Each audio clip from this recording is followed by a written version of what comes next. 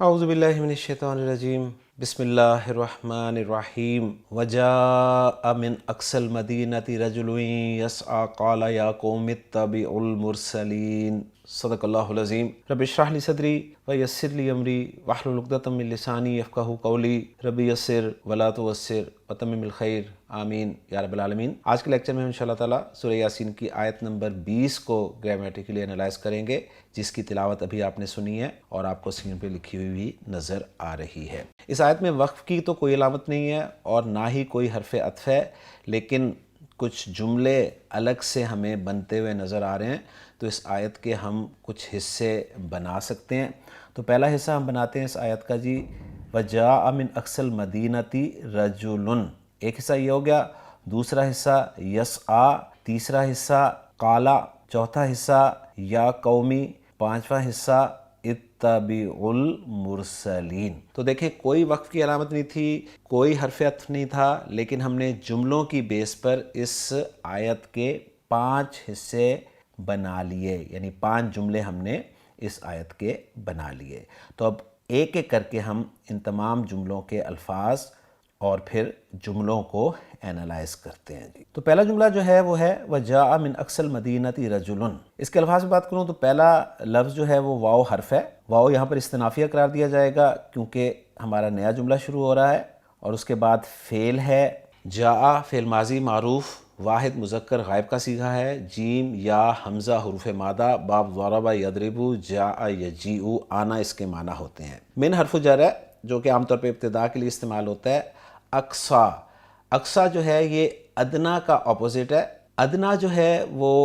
قریب کے لیے استعمال ہوتا ہے اور اقصا دور کے لیے استعمال ہوتا ہے۔ الف مکسورہ اس کے آخر میں ہے، اس لیے یہ مرفوع منصوب مجرور ایک ہی طرح سے لکھا اور بولا جاتا ہے، اور اینڈ پہ اس کے یا تھی، لیکن وہ یا جو ہے الف کی صورت میں آپ کو لکھی ہوئی نظر آ رہی ہے۔ المدینہ تھی، یہاں پر اس خاص شہر کی طرف اشارہ ہے، یہاں پر مدینہ منورہ مراد نہیں ہے، ذہن میں رکھیے گا۔ معرفہ ہے، مؤنث ہے، واحد ہے اور مجرور ہے۔ رجل معروف لفظ ہے، مرد کے لیے استعمال ہوتا ہے، واحد مذکر مرفوع اور نکرہ۔ الفاظ کو جوڑ کر جملہ بنائیں تو واو استنافیہ، جاء فعل، اور چونکہ یہ پہلا صیغہ ہے تو اس کا فاعل آگے آ سکتا ہے، تو آگے ہمیں مرفوع اسم رجل نظر آ رہا ہے، تو رجل کو ہم جاء فعل کے لیے فاعل بنا دیں گے، یعنی وجاء رجل، اور آیا ایک مرد۔ من اقصى المدینة، من حرف جر ہے جس کے بعد اقصا مجرور ہے، اور اقصا جو ہے یہ مضاف ہے، جس کا مضاف الیہ جو ہے وہ المدینتی ہے۔ تو اقصا یہاں پر مجرور ہے من کی وجہ سے، لیکن چونکہ میں نے بتایا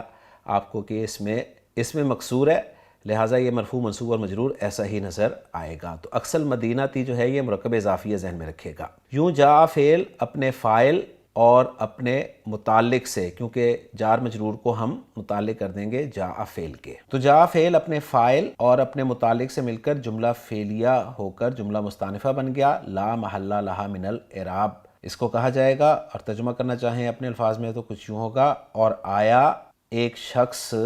من اقصى المدینة اس شہر کے سب سے دور کنارے سے، کیونکہ یہ ادنا اور اقصا جو ہیں یہ افعل و تفضیل کا وزن ہے، ذہن میں رکھیے گا۔ چلتے ہیں جی دوسرے جملے کی طرف، اور وہ ہے یسعی۔ یسعی فعل ہے، فعل مضارع معروف واحد مذکر غائب کا صیغہ ہے، سین عین اور یا حروف مادہ ہیں، با فتح یفتح سے استعمال ہوتا ہے، سعیا یسعی، تبدیلی کے بعد سعی یسعی، سعین کوشش کرنا اس کے معنی ہوتے ہیں۔ تو یسع فعل با فاعل، ہوا ضمیر مرفوع متصل اس کا فاعل ہے، اور ہوا ضمیر جو ہے وہ رجل کی طرف لوٹ رہی ہے۔ اب یہ جملہ فعلیہ جو ہے یہ کیا بن رہا ہے، تو رجل نکرہ ہے، اس کے بعد جملہ آ جائے تو ہم جانتے ہیں کہ نکرہ کے لیے جملہ جو ہے وہ صفت بنتا ہے، تو یہ جو جملہ ہے یہ صفت بن رہا ہے رجل کی، تو یسع جملہ ہم محلاً مرفوع قرار دیں گے، اس لیے کہ رجل کی صفت بن رہا ہے۔ اس کے بعد چلتے ہیں جی تیسرے جملے کی طرف، اور وہ ہے قالا۔ قالا فعل ماضی معروف واحد مذکر غائب کا صیغہ ہے، اور فعل کے ساتھ فاعل ہوا ضمیر مرفوع متصل، یہ بھی رجل کی طرف ہی لوٹ رہی ہے، اور قالا کا ترجمہ ہوگا اس نے کہا، اس نے کیا کہا۔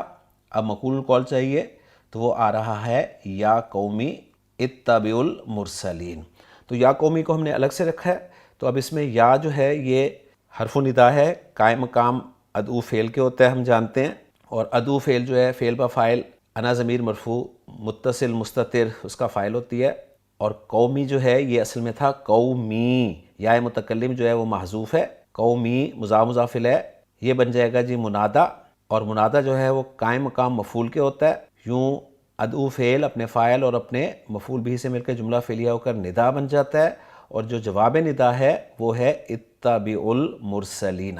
اب میں جواب ندا کو انالائز کرنے لگا ہوں، جس میں پہلا لفظ ہے اتبعوا، یہ فعل امر ہے، جمع مذکر